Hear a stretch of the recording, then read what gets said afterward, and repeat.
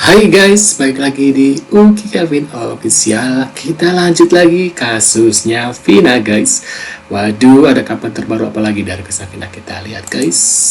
Nah tapi kalau yang kemarin kan ada tuh. Kela-kela, aku bacain dulu ya. Kasus Vina Cirebon membongkar kebohongan Frisly Indigo Halu Katanya guys. salah satu tersangka yang udah keluar. Katanya salah tangkap. Salah tangkap beneran nggak tuh? Pendapatku secara pribadi, polisi Pendapatku. tidak sebodoh itu untuk salah nangkep orang, apalagi udah sampai di penjara ya. Jadi enggak sih. Oh enggak. Oke. Berarti dia menganggap bahwasanya kasusnya Vina adalah pembunuhan, bukan kecelakaan ya guys ya.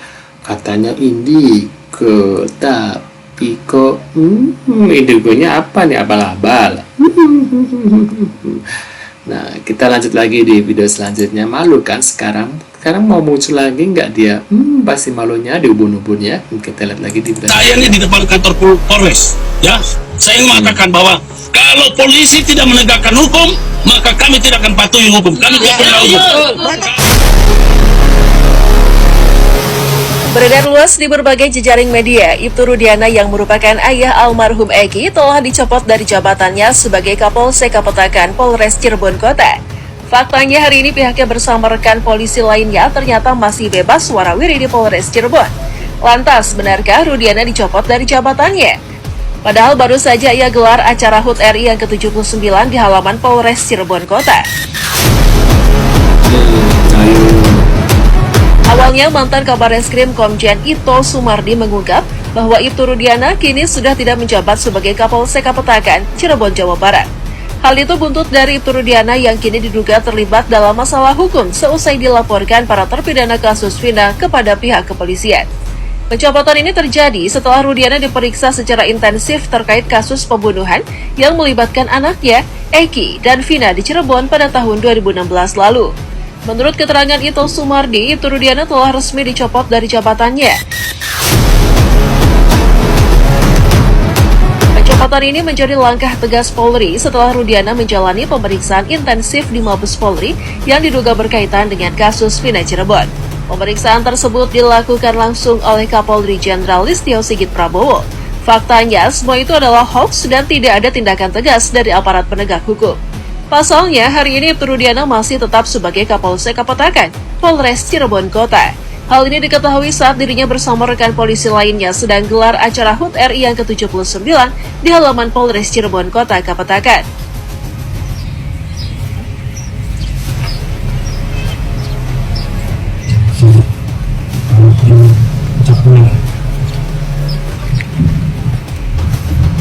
Pancasila. Satu, ketuhanan yang Maha Esa. Dua, kemanusiaan yang adil dan beradab. Tiga, persatuan Indonesia. Empat, kerakyatan yang dipimpin oleh hikmat kebijaksanaan dalam perhelatan perwakilan. 5. Kehadiran sosial bagi seluruh rakyat Indonesia.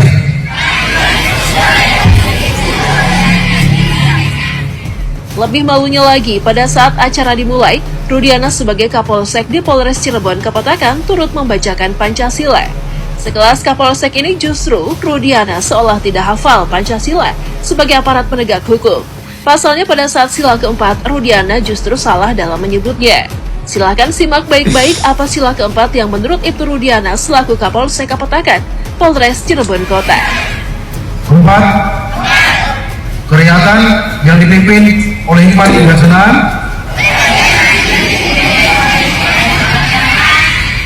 dalam perhelatan perwakilan. Dalam perhelatan perwakilan. Silakan ya.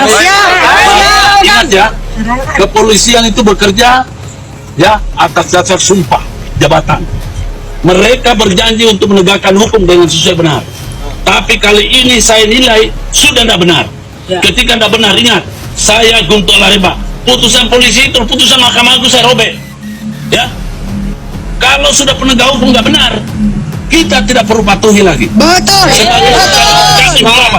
Jadi sekali lagi, saya ini di depan kantor Polres, ya, saya ingin mengatakan bahwa kalau polisi tidak menegakkan hukum, maka kami tidak akan patuhi hukum. Kami tidak pernah hukum. Kalau hukum mau dipaksakan, tembak.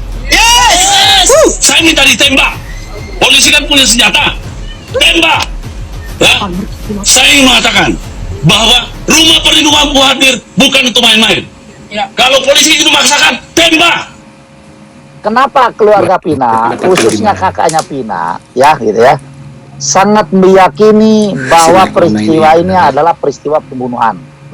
Ya, kalau saya mau berbicara secara jujur, apakah kakaknya Pina tahu banget atau persis tidak peristiwanya? Kan tidak. Dia hanya tahu setelah adiknya menjadi almarhumah, kan gitu ya. Ya kan, menjadi almarhumah. Kemudian yang kedua, di tahun 2016 betul-betul skenario atau alur cerita yang dibangun tentang adanya peristiwa pembunuhan itu betul-betul menghipnotis semua orang. Menghipnotis semua orang. Bahkan kalau tidak salah, ya, jaksa, hakim, kan itu ya. Bahkan kalau tidak salah, waktu itu ada demo masyarakat Cirebon untuk mereka minta supaya terpidana ini betul-betul diadili, kalau tidak salah nih ya, kalau tidak salah informasi. Nah, artinya cerita yang dibangun di tahun 2016 itu sangat luar biasa masif. Sampai-sampai, mohon maaf, sampai-sampai kepolisian setingkat Polda pun waktu itu mengikuti pola cerita itu. Ya. Dan pola itu masih tetap digunakan oleh Polda Jabar sampai ditangkapnya klien kami, Peggy Setiawan. Artinya pola cerita itu masih digunakan gitu loh. Setelah saya mendapatkan penjelasan baik dari Ibu Titin maupun dari Mega dan Widi, kemudian bukti-bukti foto disodorkan ke saya.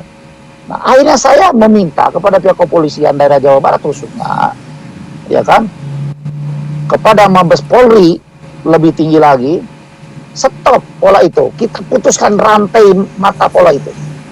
Kita kembali kepada muara permasalahan. Apa itu? Panggil Rudiana.